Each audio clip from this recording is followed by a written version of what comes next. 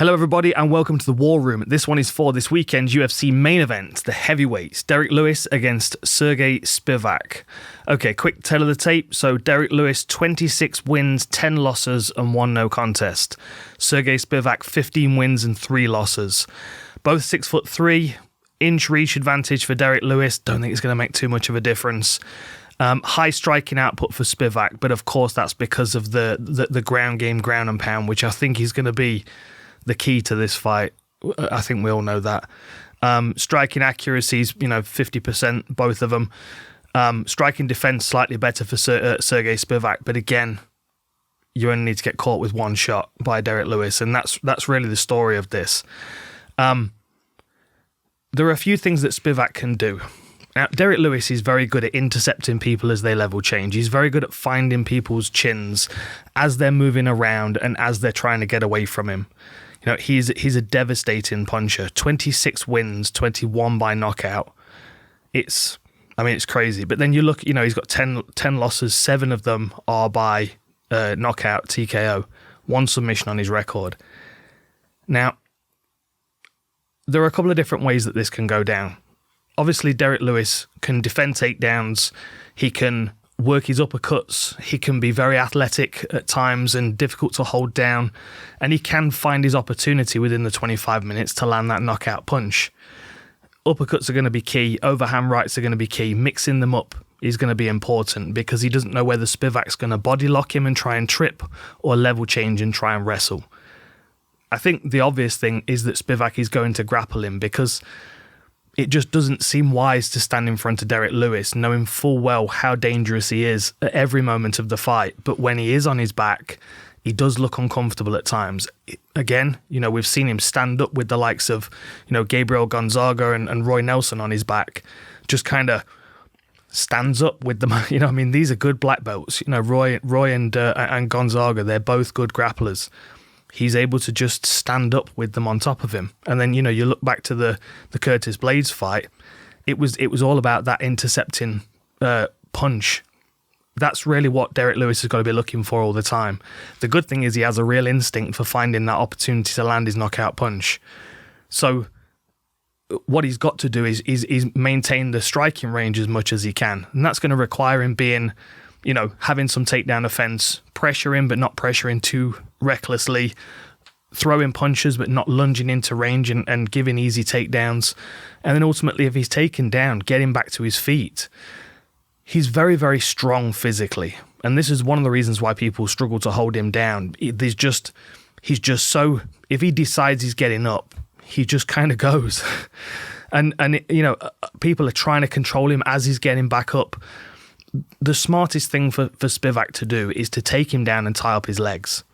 Now, the reason I say this, and this kind of goes for the standing range as well, because for me, Lewis has got much better takedown defense with level changes. If people are trying to get in on his hips or his knees and try to pull his legs in, he's very good at stopping that and driving people away, sprawling out. But when people tie up his upper body and their hips come together, he's very easy to trip and manipulate in the clinch and kind of topple. Now, Serghei Spivac, of course, is, a good grappler. He's got good clinch work. He's got a high output of takedowns. Where's my stats? He's got a high output of takedowns, 4.09 compared to 0.6 for Derrick Lewis. 63% takedown accuracy as well. Derrick Lewis, of course, 55% takedown defense and no submissions. For me, Spivac needs to be patient once it hits the floor, because anytime he's trying to progress to mount or trying to work a submission, it's going to prompt Derrick Lewis to work because he knows he's in a bad spot. Now, if I'm on the feet and I'm Spivac, I want a body lock. I want to try and tie him up with his upper body, and I want to try and trip him and reap him and use my lower body to destabilize him. Instead of trying to take his lower body and take him down, that's going to be very difficult to control him.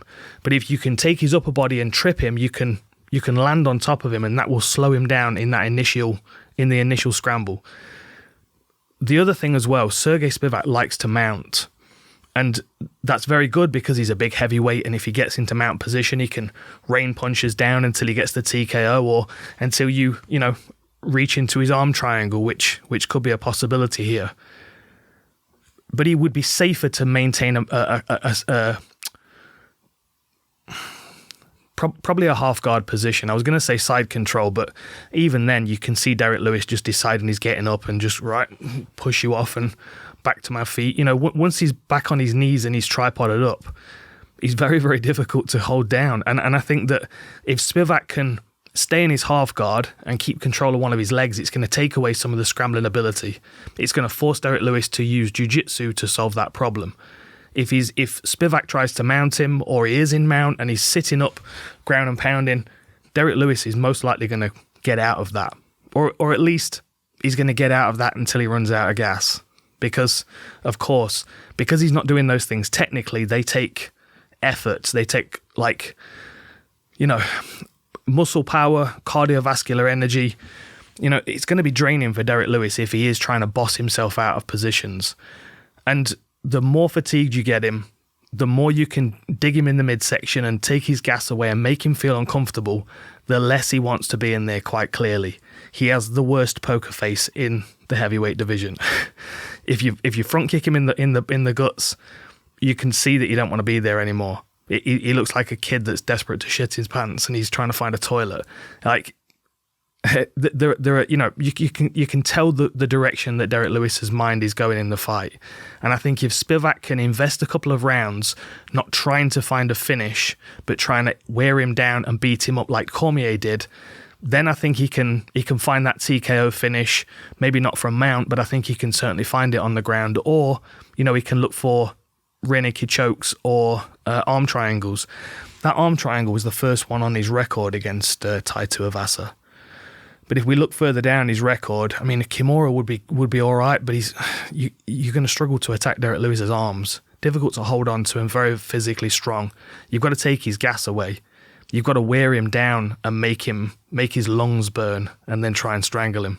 It's the safest way to approach a guy like that, I think. Because otherwise he's just so physically difficult to hold down. And you know what he's like with his flying knees and kicks as well. This is another reason why taking a body lock and tripping him would be wise. You don't want to level change onto an uppercut or a knee. Kimura, armbar, rear naked choke, neck crank, arm triangle.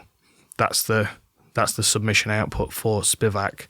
Arm triangle would be perfect, but if he's trying to set it up from a mount position, most likely he's going to lose the position in the process. And then if Derrick Lewis is on top, his ground and pound is just as powerful as his strikes on the feet. I think it's quite a clear-cut one, honestly. And I think that this is a good opportunity for Spivac to bring some attention to his name. Because, of course, everyone knows who Derrick Lewis is and because of the way that he fights, because of his, his balls are hot and all that. But I think I say the same thing every time I'm breaking down Derrick Lewis's fights. You just can't get hit by him. I mean, that's the thing. That is the main thing, the only thing. Like, what else do you expect from Derrick Lewis? There's just not the variety in his game, but then there doesn't need to be.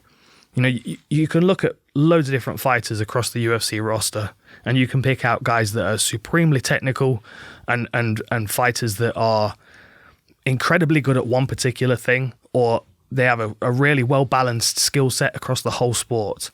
And then you get someone that's really good at doing one particular thing. You get like a Paul Sass who's got an excellent triangle, or an Andre Muniz who's got a great armbar, or a Conor McGregor who's got a pinpoint accurate left hand. Then you've got Derrick Lewis, who knows if he puts his right hand on your chin, you're going to go down. And his whole game is built around that one thing, that one weapon that he's got to land at some point in the 25 minutes. Everything is focused on that. It makes his life easier. It makes his thought process easier. Because Spivac's got options. When he was up against Tom Aspinall, he was flustered by the speed of Aspinall. It was difficult for him to do anything. Derrick Lewis is not going to be that person. But if he lands, he'll knock you out. So Spivac's got to use his speed and his smarts, and he's got to make good decisions. All of Derrick Lewis's decisions are about landing his right hand. Makes things a bit more straightforward for him. Should be a good one. See you next time.